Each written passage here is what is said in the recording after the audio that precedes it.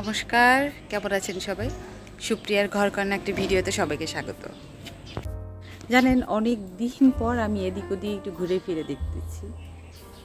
এই যে গেল দুর্গা পুজো, তার আগেই প্রস্তুতি ছিল বাড়ি ঘর পরিষ্কার করো, গেস্ট আসবে, আবার মন্ডা মিঠাই তৈরি করে, এইসব নিয়ে এত বেশি ব্যস্ত ছিলাম। তারপরে পুজোটা চলে গেল, লক্ষ্মী পূজা চলে গেল। এরপরে গোছানো শুরু করলাম, যা যা বের করছিলাম এলোমেলো সব কিছু। এর ভিতর দিয়ে বৃষ্টি, আবার নিজের শরীর খারাপ হয়ে গেল। আমি না বাহিরের দিকে আসতেই পারিনি এই কয়দিন। আসছি, বাট ওইভাবে দেখা হয় না। তো এই পাশে এসে না দেখে একটা জিনিস ভালো লাগলো, আমার লেবু গাছে এই সিজনেও ফুল আসছে। মানে আমার বাপের বাড়ি থেকে নিয়ে আসছিলাম এই লেবু গাছটা। এটা হচ্ছে 12 মাসি লেবু গাছ, অল টাইম লেবু থাকবে। তো আমি আজকে আবার দেখলাম কি সুন্দর, জানেন, লেবুর ফুল আসছে। কিন্তু ওই পাশে যাইতে পারতাছি না, বিধায় দেখাইতে পারতাছি না। আর এখন মনে হয় অপরাজিতা ফুলের সিজন। কি সুন্দর অপরাজিতা ফুল ফুটছে। আমি এটাকে আবার সংরক্ষণ করা শুরু করব। একটা সময় অনেক বেশি সংরক্ষণ করছিলাম, সেটা আমি সারা বছর চা খাইছিলাম ওটা দিয়ে। খেতেও ভালো লাগে, আর এটা তো শরীরের জন্য অনেক বেশি উপকার। তো মা তো পুজো দেয়, একটা গাছে এত পরিমাণে হইছে, আমি ভাবছি এখন তুলে শুকাবো, অথবা মা পুজো দেবে, এরপরে আমি ইউজ করবো, দেখা যাক কী করি। আর গাছে যে পরিমাণে পেয়ারা হয়েছে, সব কাঠবিড়ালি খাচ্ছে। আমার আসলে অত বেশি খারাপ লাগে না, কারণ ওরাও তো প্রকৃতির জীব। কিন্তু আমার শাশুড়ি একটু পেয়ারা খেতে পছন্দ করে, উনি তার জন্য মাঝে মাঝে করে। আমাদের গাছে কিন্তু একটাও নারকেল হয় না, শুধুমাত্র কাঠবিড়ালির জন্য। আমার বেশ ভালো লাগে ওরা যখন খায়, চারদিকে ছোটাছুটি করে। কিন্তু হ্যাঁ, ক্ষতি করলে একটু খারাপ লাগে, কিন্তু আমার বেশ ভালো লাগে, আমি খুব এনজয় করি বিষয়টা। আজকে সকালের খাবারটা একদমই অন্যরকম। একটু আপেল কেটে নিয়েছি, আর একটুখানি বরবটি আলু ভেজে নিয়েছি, তার সাথে গোলা রুটি। তারপর এটা মাকে দিয়ে দিছি। আমি স্নান করে আসছি, অনেকগুলো কিলোমিলো কাজ আছে, একটু একটু করব। সেই যে পুজোর সময় কিনছিলাম বেডশিট, একটার তো বালিশের কাবার বানানো হয়নি, তো ভাবলাম যে এখন একটু বানিয়ে ফেলি। জানেন, গত রাত্রে কি একটা বাজে অবস্থা হয়েছে। বাড়িতে না চোর ঢুকছিল, আমাদের বাড়ি না, পাশের বাড়িতে। সেই ফ্ল্যাট থেকে কি কি যেন নিয়েছে, পরে ওরা যেভাবেও টের পাইছে। সেই চোরকে রাত্রে ধাওয়া পাল্টা ধাওয়া করে অবশেষে আমাদের ওয়ালের পাশে চুপটি করে গাছের মধ্যে বসেছিল, সেখান থেকে ওকে ধরছে। সে কি উত্তম মাধ্যম দিছে, বুঝবেন না সেটা আপনারা। আর আমি না কখনো এরকম চোরের অভিজ্ঞতায় পড়ি নাই যে একেবারে হাতে নাতে ধরা হয়েছে। বাট আমি আমার হাজব্যান্ডকে বললাম, আচ্ছা চোর দেখতে কেমন? সে হাসতে হাসতে বাঁচে না।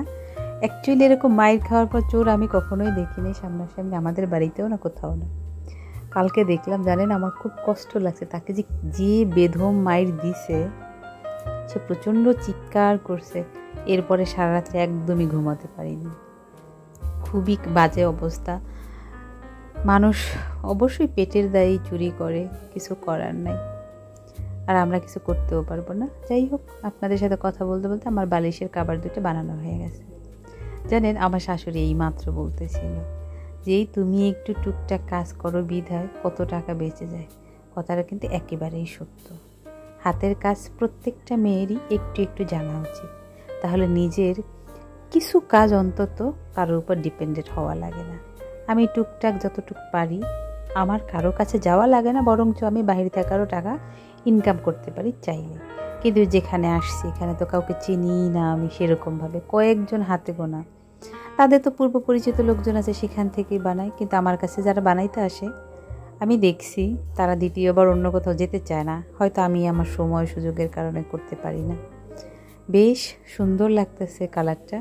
আমি একটুবারে ঝকমকে চকমকে বাদেই নিয়েছি, কালারটা যাতে একেবারে নর্মালের মধ্যে থাকে। ব্যাস, মাঝখানের রুমে যেহেতু থাকবে, অত বেশি লাইটের দরকার নেই, হালকা সিমসাম।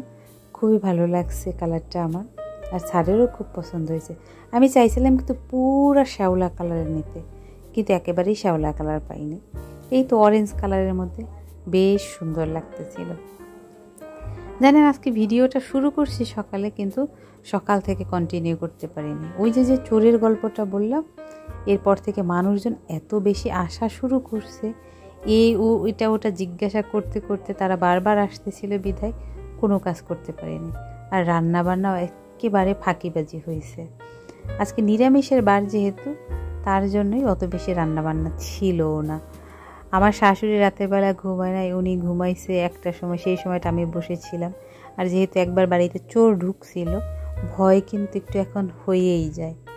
কি আর করার, ওই তো দুপুরবেলা যে খেয়েছি, একটা বাসন ধুই নেই জানেন, এক গাদা বাসন জমে গেছিল। এখন এগুলো না ধুলে তো রাতের রান্নাটা করতে পারবো না। সিঙ্কটা ভরে গেলে আমার মাথাটা নষ্ট হয়। আমি অল টাইম চেষ্টা করি অল্প কিছু থাকতে থাকতে কাজগুলো করে ফেলতে। আর বেশিরভাগ সময় রান্না করার সাথে সাথে ধুয়ে ফেলি, অথবা খাওয়ার পরপরই ধুয়ে ফেলি। জমিয়ে রাখতে একদমই ভালো লাগে না, যেহেতু আমি করব। জানেন, বিয়ের আগে কিন্তু কখনোই আমি থালা বাসন ধুইতে যেতাম না। রান্না করতাম, কিন্তু রান্না করার পর গুছাইতে আমার একদমই ভালো লাগতো না। সে কাজগুলো আমার মা করতো, কিন্তু এখন তো আর আমার মা নেই, আমাকেই সব করতে হয়। ভাবছি কি আজকে একটু চিজ বানাবো। ফ্রিজে ছিল দুধ কিছুটা, তাই ভাবলাম একটু চিজ বানিয়ে নিই। অনেক দিন হলো বানাই না। আমি ঘরেই নিজে চিজ বানাই, খেতেও কিন্তু দারুণ হয়। বাজারের থেকে একেতেই অনেক দাম দিয়ে কিনতে হয়, সেটা না পোষায় না। আর নিজে ঘরে বানিয়ে নিলে, যেহেতু রেগুলার আমার বাড়িতে দুধ আসে, আর বানানো এটা খুব সহজ। আমি কয়েকভাবে বানাতে পারি, এইভাবেও অনেকটা ভালো লাগে। একেবারে সাধারণভাবে দুধটা হালকা কুসুম গরম হলে এরপরে ভিনিগারটা দিয়ে দিই। 4 চামচ জল আর 4 চামচ ভিনিগার মিশিয়ে দিয়ে দিই। একটু লাড়লে তো দুধ আর ছানাটা আলাদা হয়ে যায়। তারপর একটু জলটা, বেশি পরিমাণে জলটা সেকে নিয়ে পনির ওই চিজটা দিয়ে দিয়ে একটু ফ্রাই প্যানে, ব্যাস একটু ভালো করে নাড়লে এসে কিচ্ছু দেওয়া লাগে না। আমি শুধু একটু লবণ দিয়েছি যাতে একটু সল্টেড হয়, তার জন্য। ব্যাস জলটা শুকিয়ে গেলে আমি এটার মধ্যে রেখে দেবো সেট হওয়ার জন্য। ঠান্ডা হয়ে গেলে ফ্রিজে রেখে দেবো। তারপরে যা কিছুতেই হোক কালকে থেকে ব্যবহার করতে পারবো। আগামীকাল ভাবছি একটু ব্রেড আনাবো সকালবেলা, তারপর একটা স্যান্ডউইচ বানাবো। আর একটু দুধ দিয়ে করছি ছানা। রাতের বেলা না আমার খুব ইচ্ছে করতেছে একটু বাটার পনির খাইতে। তো পনির তো আমাদের এখানে পাওয়া যায় না, তো আমি দুধ দিয়েই এটা করি। খুব সাধারণভাবে করছি, কালারফুল। আমার তো আর পেঁয়াজ টিয়াজ যায় না, পেঁয়াজ বাদে আমি যেভাবে করা যায় সেভাবেই করি। এত সুন্দর কালার হয়েছে। জানেন, এই বাটার পনিরটা আমার ননদের মেয়ে সে খুব পছন্দ করে। আমি যে বাটারটা দিলাম এটাও কিন্তু আমার ঘরে করা। কসুরি মেথি দেয়, যেহেতু আমার কাছে কসুরি মেথি নেই, তাই আমি ধনেপাতাটা দিছি। আর আমি একটু হলুদও দিছি যাতে একটু কালারফুল হয়। শুকনো মরিচ দিছি আজকে। ব্যাস রান্নাটা করে রেখেছি, রুটিও ভেজে রেখেছি। আমি একটু স্নান করবো, তার আগে ভাবলাম একটুখানি প্যাক লাগিয়ে নিই মুখের মধ্যে, যাতে নিজেকে একটুখানি সময় দিতে পারি। মা রাতের বেলায় ভাত খাবে, আর আমরা দুজন খাবো রুটি। সে হচ্ছে পনিরটা একদমই পছন্দ করে না, তারপরে জোর করে একটুখানি দেবো। তার জন্য একটুখানি মরিচ আলু করছি, এটাও না খেতে দুর্দান্ত হয়। আর তার সাথে দুপুরে যেহেতু ডাল আছে, একটুখানি ডাল দিয়ে খাবে। মার হচ্ছে রাতের বেলা কলা কিংবা দুধ দিয়ে দিলেই উনি খুব ভালো খায়। আর এর সাথে আমি একটুখানি পনির দেবো যদি খায়। মা ছেলে দুজনে খাচ্ছে বিদায় আমিও এই পাশে চলে আসছি। আমার পছন্দের খাবারটা ভাগ্নির সাথে একটু কথা বললাম। সে আমাকে অনেকক্ষণ চেতালো যে হ্যাঁ তোমরা ভালো খাচ্ছ, ভালো খাও, আমি গেলে তো কিছু ভালো মন্দ রান্না করো না। বেশ স্বাদ হয়েছে জানেন। আগে যদি জানতাম এত ভালো হবে তাহলে অবশ্যই আমি রেকর্ড করতাম। অন্য একটা কাজ করতেছিলাম, তার জন্য আর ভিডিও করা হয় নাই। সবসময় তার ভিডিও করার মতো পজিশন থাকে না একা হাতে, যেহেতু আমাকে সব কিছুই করতে হয়।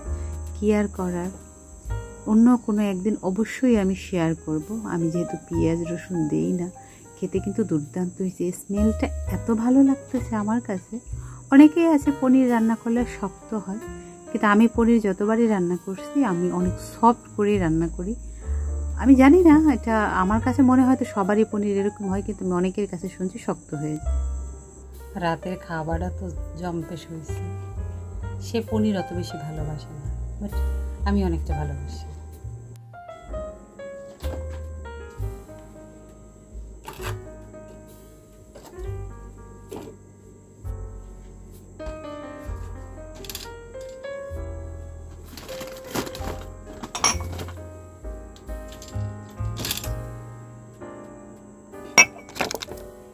এত বেশি আইসক্রিম আছে ঘরে, এটা তো শেষ করতে হবে, তার জন্য এখন তারা একটু দেবো। আমার কোল্ড কফির সাথে আইসক্রিমটা বেশি ভালো লাগে। যাই হোক, চলুন তাহলে ভিডিওটা আজকে আমি এখানে শেষ করছি। যদি ভালো লেগে থাকে তাহলে অবশ্যই একটা লাইক করে দেবেন, আর ভিডিও সম্পর্কে কিছু জানার থাকলে অবশ্যই কমেন্ট করে জানাবেন। সবাই সুস্থ থাকবেন, ভালো থাকবেন, সাবধানে থাকবেন। দেখা হবে পরবর্তী আরও একটা ভিডিওতে। ততক্ষণ সবাই ভালো থাকবেন।